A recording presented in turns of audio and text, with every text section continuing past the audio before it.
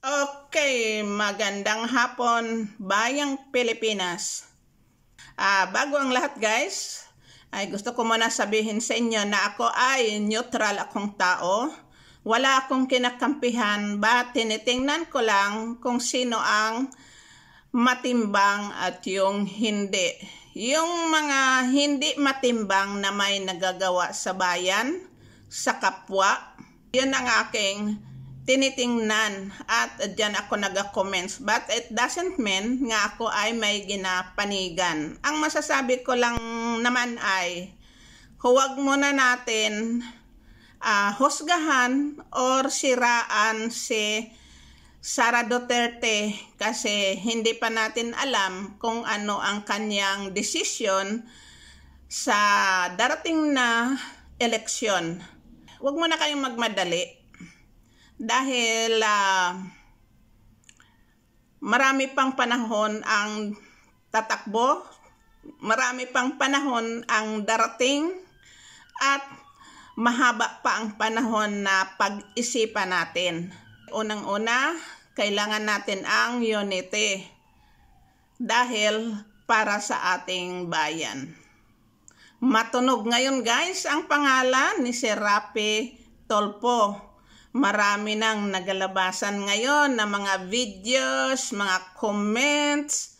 But I think gumagawa sila ng istorya para paawayin ang ating mga politiko dahil yun ang gusto nila, yung magulong bansa. But hindi niyo alam kung ano ang kahinatnan ng bansa natin kung gano'n lang kayo na magulo. Sa Senado, magulo. Sa Congress, magulo. Sa mga tao, magulo. So, I think kung ganito ang ating sitwasyon ay ang ating bansa, hindi ko lang masabi, lolobog, lilitaw, lolobog, lilitaw. Ayan mga kababayan, ano kaya ang magiging future ng Pilipinas? Tingnan natin yung ibang bansa.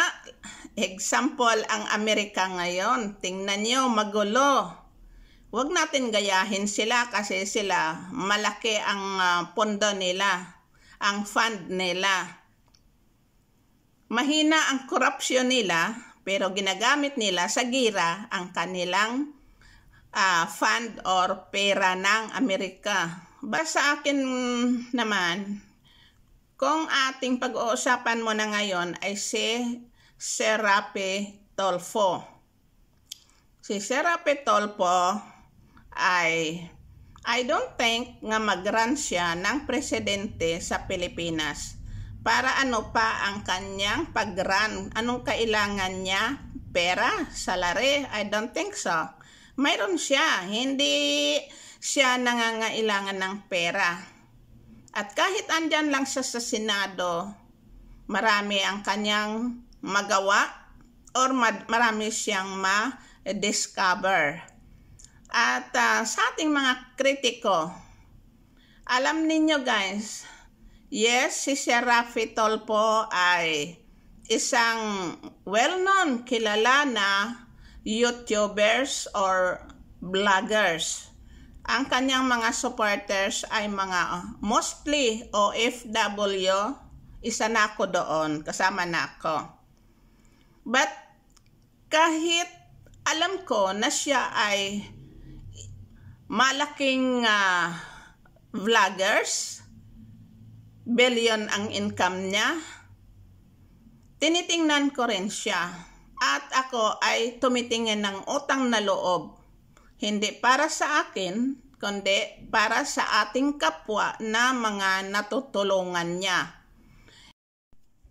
Ang tanong ko ngayon sa ating lahat na mga Pilipino, sino ang politiko na gumagawa ng kagaya kay Raffy Tulfo? Imagine, tingnan na lang natin guys yung ginagawa niya sa ating mga OFW. Kagaya niyan, ginaabuso yung ating OFW sa ibang bansa. May pinapatay, minamaltrato ng husto. Saan lumalapit ang kanyang pamilya at bakit sila lumalapit kay Raffy Tulfo? Bakit hindi sila lumapit sa mga politiko? Ang pag-usapan natin ay wala pa si Tulfo dito sa Senado nung mga panahon pa. Bakit hindi sila lumalapit sa mga politiko? Marami naman diyang mga ahensya na pwedeng lapitan nila para may daingan sila sa kanilang problema. Bakit si Raffy Tulfo? Wala siyang hawak na mataas na posisyon sa bansa. Bakit siya? Dahil lang ba sa pera? I don't think so. Dahil lang ba na kailangan nila ng financial, nang may mga problema na pamilya na ang kanilang mga asawa or anak ay nasa abroad na nangangailangan ng tulong? Dahil lang ba sa pera ni Raffy Tulfo ang pagpunta ng mga tao na yan na humingi ng tulong? I don't think so. Alam ninyo, para sa akin, ang obserbasyon ko, pumupunta sila kay Raffy Tulfo dahil alam nila na mayroong courage si Raffy Tulfo. May power siya na magagawa niya. Bakit? Itong mga higher official, nalalapitan niya, nauutosan niya, sinusunod siya. Hindi siya senador pa, ha? Yan ang ating pinag-usapan. Hindi pa siya senador. Pero nakakagawa siya ng ganong klaseng solusyon. Nauutosan niya yung ating mga gobyerno na gawin ito. Kagaya ng OWA, ng POLO, mga general, mga higher official. Diba? Nautosan niya. Kung hindi siya ginerespeto ng mga tao na yan, makakautos ba siya? Walang tiwala ang mga tao na yan sa kanya. Tutulungan ba nila yon? O susunod ba sila sa sinasabi ni Tulfo? Isa lang siyang vlogger nung panahon. Wala siyang power. At bakit kayo pumupunta doon? Bakit nakalagay sa isipan at puso ninyo na tatakbo kayo kay Raffy Tulfo pag may problema kayo? Si Raffy Tulfo, normally, hindi siya ang solusyon ng problema ng bayan.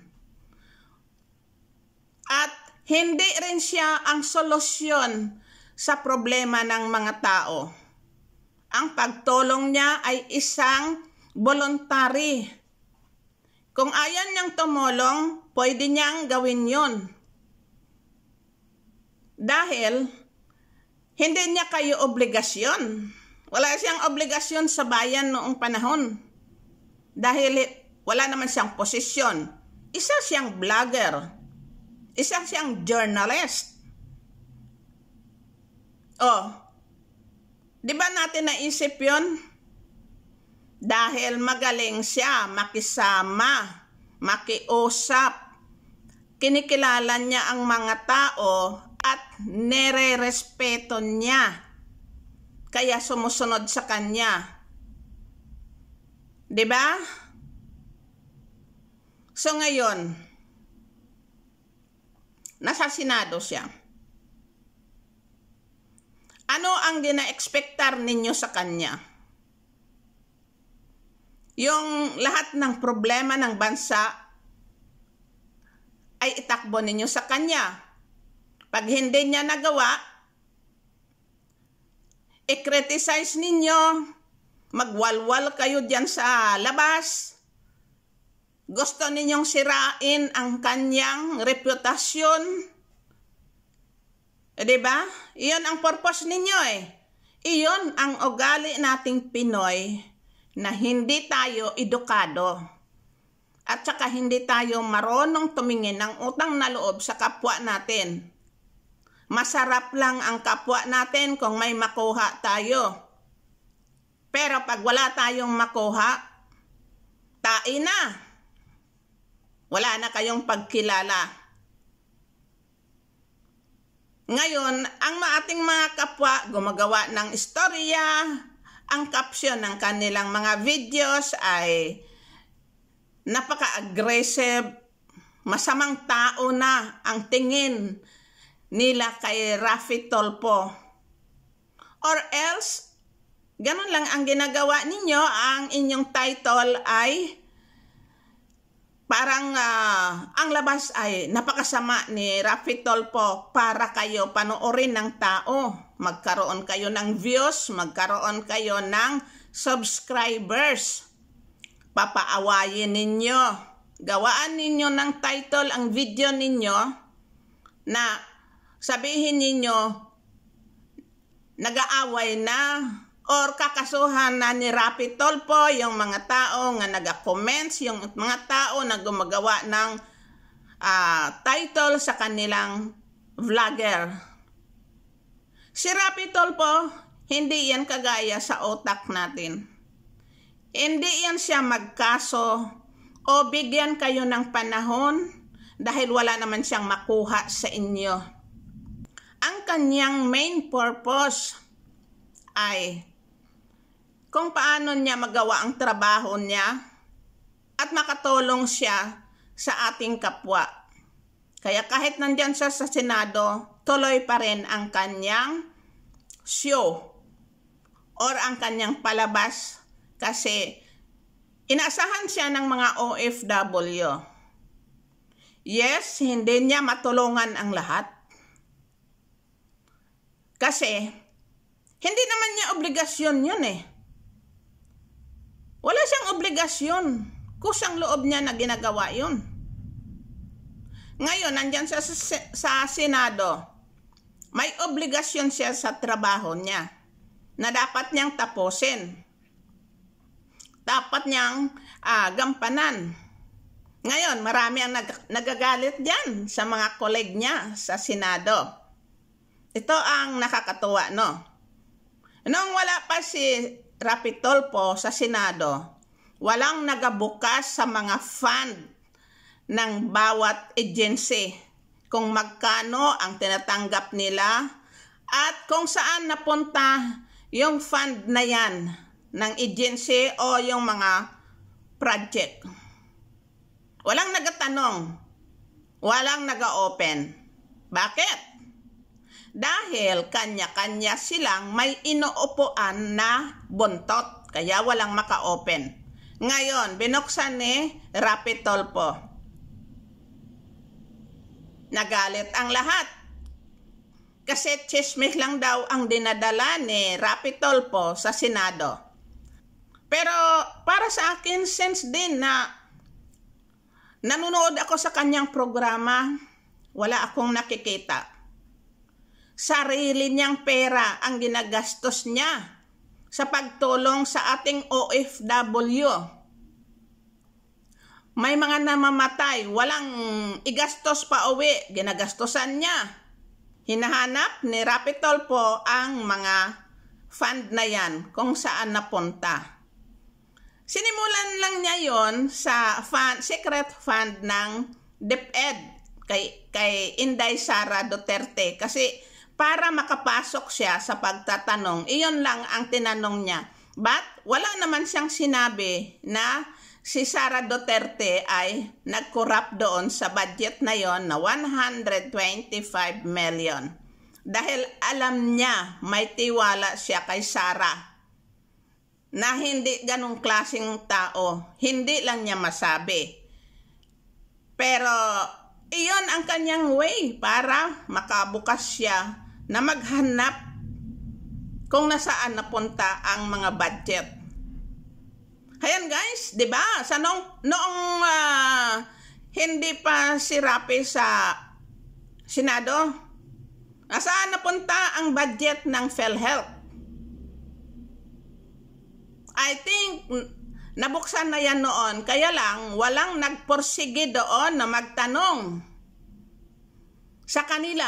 Kasi iyon nga, may mga buntot sila na inuupuan. So ngayon, sasabihin ninyo masama si Rapi Tulfo kasi naghahanap siya. Masama yon kasi hindi na kayo makakurakot sa mga fund. Hinahanap na ngayon at nakikisakay na rin yung iba na mga senador na maghanap. Yung mga may courage din na maghanap. Kaya nakikisakay na rin sila kay Rapi Tulfo. Paano kung walang Rapi Tulfo sa Senado? May maghanap ba ng mga fund na yan? Kung nasaan napunta yon? Saan ginastos yon? Lahat na lang ng mga kalukuhan ay nandyan sa ating mga government official. Hindi sila kontento sa kanilang mga salary. Ang lalaki ng salary nila kumpara sa mga lower people. Nagahirap ang lower people dahil yung budget ng bansa ay kinukurakot.